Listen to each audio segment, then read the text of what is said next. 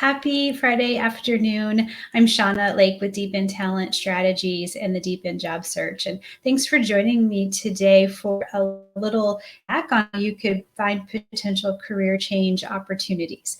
So sometimes when we're in a role and we know we want to make a change, we don't quite know what other opportunities exist or how our knowledge and skills could translate. Or sometimes we're so far kind of down in our process or our career that we're not even sure where to start. Oh, you might go to a job board and see that blinking cursor and not know what to type. So there are a few things that you can do if you find yourself in that situation. Some of those things are hire a career coach. There are assessments that you can do. Many of you who have heard me speak before know that I'm a huge fan of the Strong Interest Inventory by Myers-Briggs, and it's a little plug. It's the only personality assessment that can link personality, interest, and motivators to possible occupations. But there are other things that you can do if you want to explore career possibilities. You could job shadow someone. You can interview people who have certain job searches. You can ask me how you can get a free copy of 12 interviews that I've done with people who have made successful career transitions and some of the things that they considered along the way. But this session today is going to be giving you a free hack that you can try, because all of those other things take an investment of time and or money. So I'm going to give you a place to start if you aren't quite sure where to start, and it's going to be free. And the only investment is going to be your time, maybe 30 minutes to an hour, sometimes less, sometimes more, depending on where your searches take you. So if you're ready to hear this job search hack for people who are looking for different paths that they could pursue and different ideas for occupations, here we go. Grab a pencil and a paper, maybe a couple sheets of paper, and draw two columns. On one side, you're going to have a plus sign, and on the other side, you're going to have a minus sign.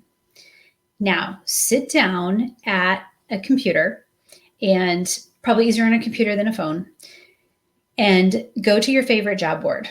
That probably is Indeed.com or LinkedIn.com. Those are the two largest. So this process is going to take you further if you use one of those two. So let's just say you're at Indeed.com. Normally, you would type in some keywords related to the types of occupations that you're looking for and your location. You probably, if you're actively in the job search, you may do this often, and this may feel very familiar to you.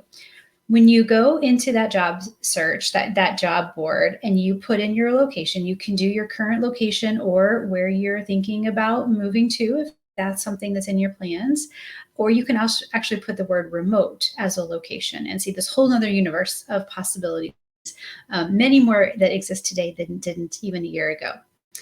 So then the question is what to put in the keywords related to the types of jobs. And here's where I'm going to ask you to go off script a little bit from what you're used to doing. Leave it blank.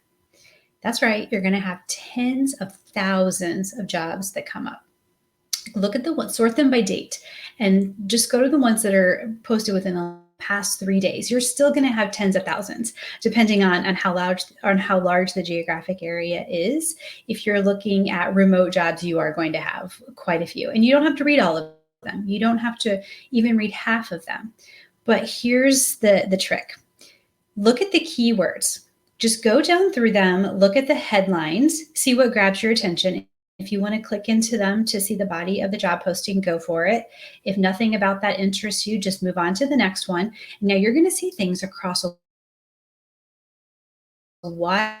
What you're paying attention to is not necessarily the job titles that you want yet, or even companies or even types of work. You're just paying attention to individual words. And I want you to pay attention to how you feel when you see those words. If you see a word that gives you a good feeling, it makes you excited or curious or happy, maybe it resonates with you, maybe you know someone who does that work, it reminds you of someone that you like, whatever the feeling is, if it's positive, write the word in the column on your piece of paper under the plus sign.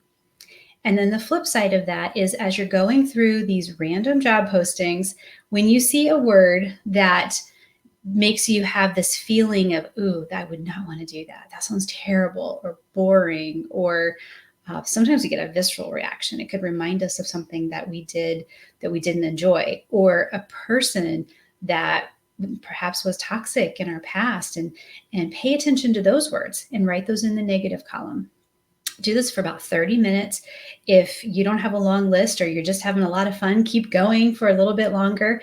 And then when you get to a natural breaking point, or your eyes are starting to gloss over, just step back and look at the words you've written down. Stare at them. You know, those puzzles that you can look at that are a bunch of images, really small pixels. If you stare at it long enough, an image starts to emerge that you see. I used to not be able to do that until I got a little bit older and learned how to kind of quiet my brain a little bit. Look at the words that you've just written down and start to see if any patterns emerge or any images emerge.